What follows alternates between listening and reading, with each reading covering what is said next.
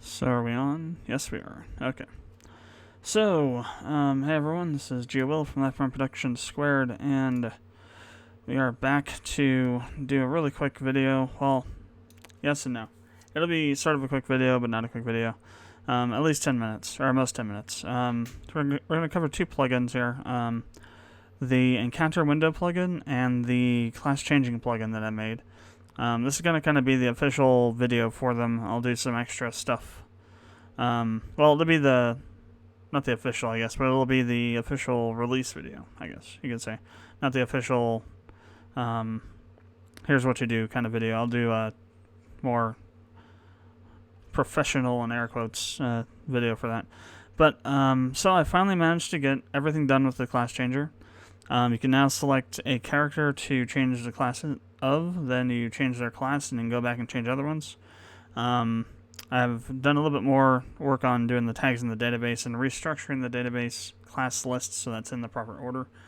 So we're just going to go ahead and jump right into it. Well, I shouldn't say it's not done. I still haven't done any of the parameterization or compacting the code, refactoring the code or anything, but it's done in terms of actually working like it's supposed to. So first, let's talk about the encounter window. I mentioned that before, previously. Let me see.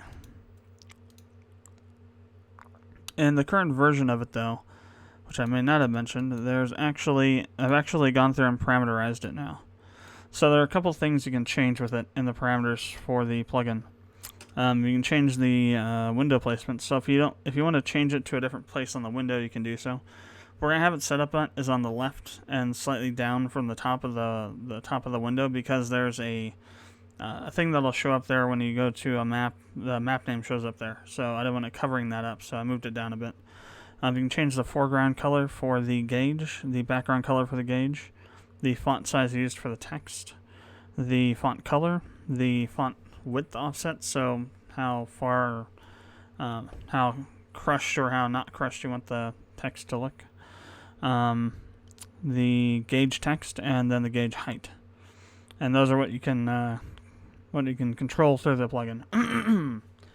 And then also the credits, make a midget for the original script, and then these two people from RPG Maker Web that helped me figure out some of the problems with it earlier on. So this is how the plugin looks. Plugin defaults look in the actual editor here. So you got these things here. These are the defaults. So this is the settings that you're seeing when you have seen it before. We could change some of these things to make it different, but I'm going to leave them as is. Now for the other plugin, we'll go ahead and just start a game.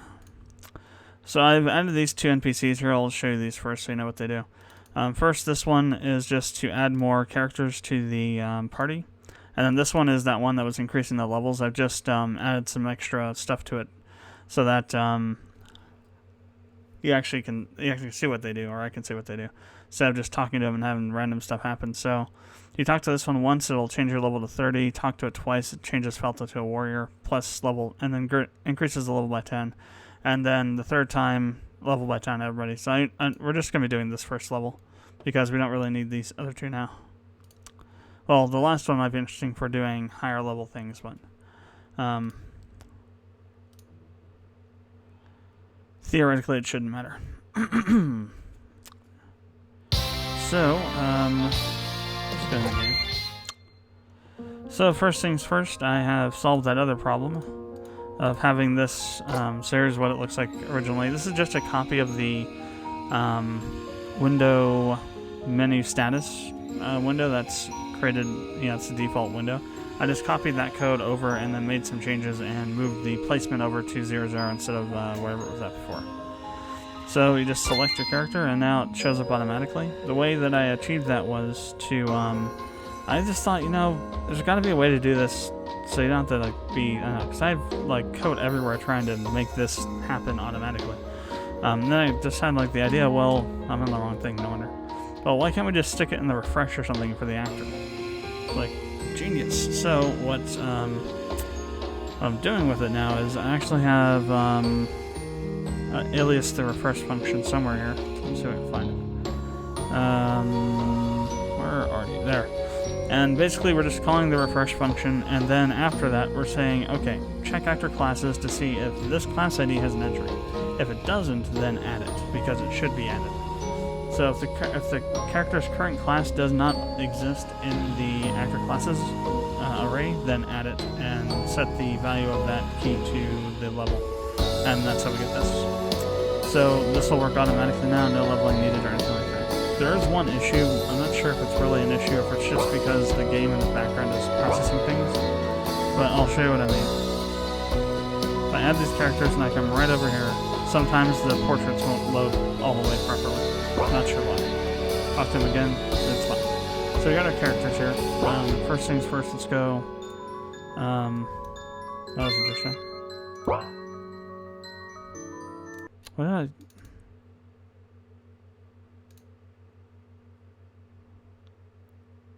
Huh, that's interesting. Did I already talk to him once by accident? Maybe I did. It's like no window showed. What's going on? Alright. So we'll go grab our party again.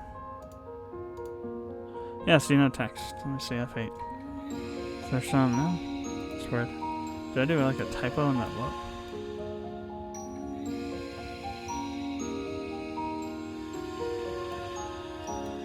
In the command or something?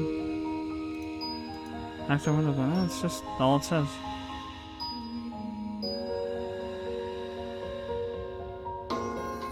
Weird, weird, weird. Oh, that's why. I forgot to set the self-switch variable, of course. Alright. Not really necessary for this, but I'm going to do it anyway because it's annoying that I keep forgetting to do that stuff when I copy event pages.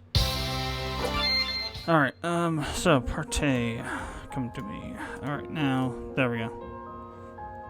So, talk again, everybody gets plus 30. So now, I've gotten all the first stage classes in the database done, so we'll switch everybody to a different class. So I'll make Felto a warrior. So now he's now a warrior, level 1, with novice level 31 warrior level 1 there. Now if I switch back to novice, he'll still have his level and experience and everything will be properly done. And he'll also have his skills. So if I come out, real quick, check out those skills. You see these skills here. Now if I switch back over to a warrior, you should not have any skills. Good. So then, now let's go ahead and change Kyrith to a Lancer. So novice level 10 requirement. And now he's a Lancer. Level 1 Lancer. Let's go ahead and you can see I'm updating here too. Let's change Sirius to a Cleric. And we'll change Dorothy to a Mage.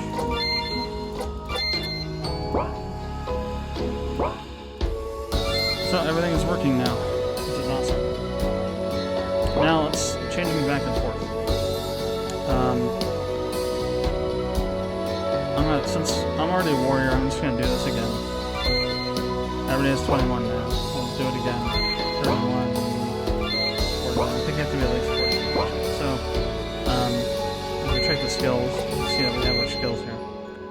So, let's go ahead and try changing from a novice, from warrior to novice, then back to warrior. So I'm gonna check, because I haven't actually checked this yet. So, oh, okay, skills do not be properly.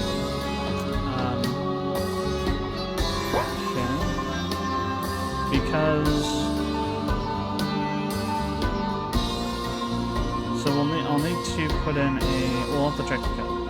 So I'm wondering if we switch to. Oh wait, let me see.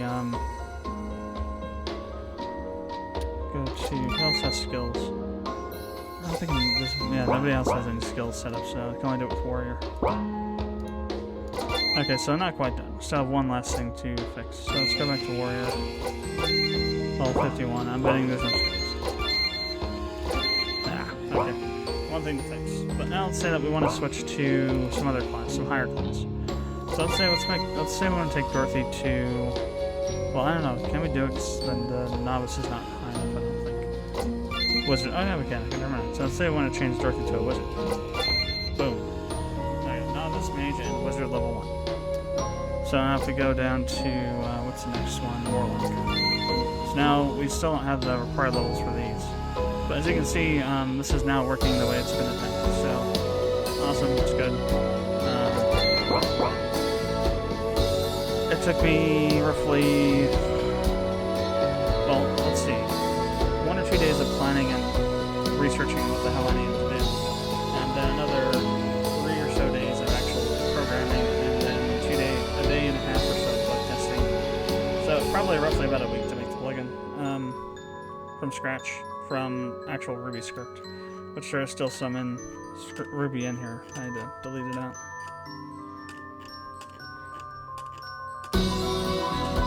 There's a lot of code that we reuse that, well, and here's the problem with this code the way it is. It's not really repeatable because of how these for each loops work.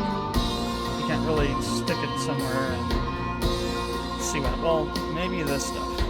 Maybe. This specific one. And not this one because we actually have, well, I guess we could also do it from this.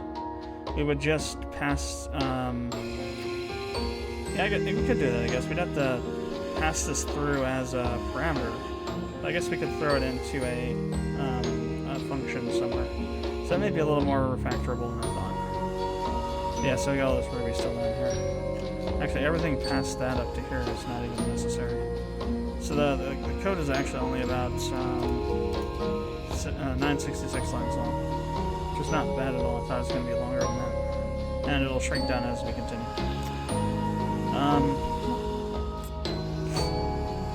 But yeah, so that's it. So, let's see what else. I guess I'll do this part now, just because. So let's say we want to add a new class in, or add a new supported class or something. Very simple to do. I showed this before. All you have to do is create a new class, put in the requirements in the note section there, note box, and you're done. That's all that you have to do once you have the plugin installed, is this. And everything else runs itself. No other things to change, no other things to add. Just a few things in the note box and you're good to go. Granted, there are probably going to be some conflicts between other scripts. Something I'll have to look into. So I'm going to say anything that would modify game actor, or so that's all this other stuff is custom to this. We are actually, the only thing we're really aliasing is game actor, I think.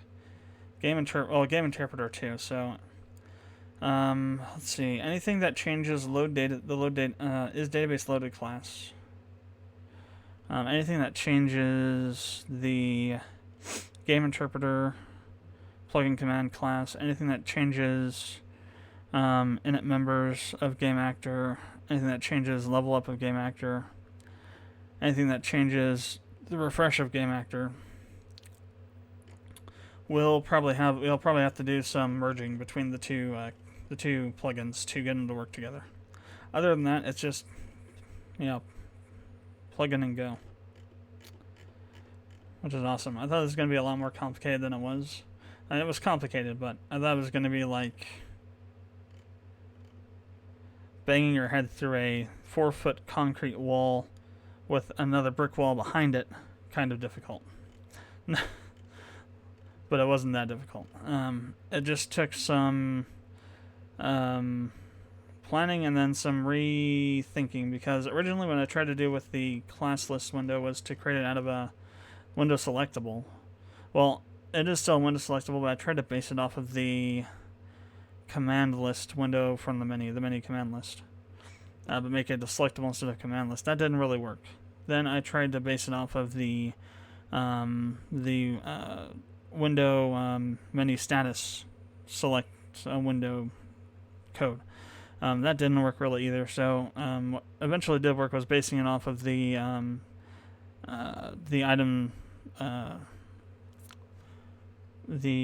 item window. So when you're in the item window, there's the category window. Then underneath, the second thing that's loaded underneath that is the item list window, and that's what the class list window is based off of. Is that which is what got it working eventually. So, yep, it's working. I'm happy with it.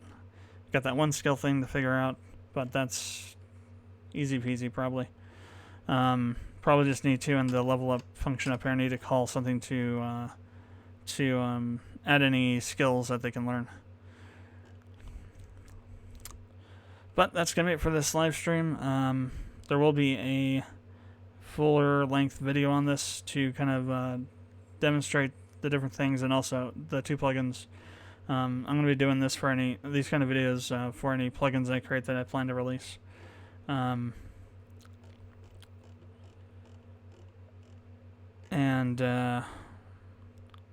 we'll see where it goes from there.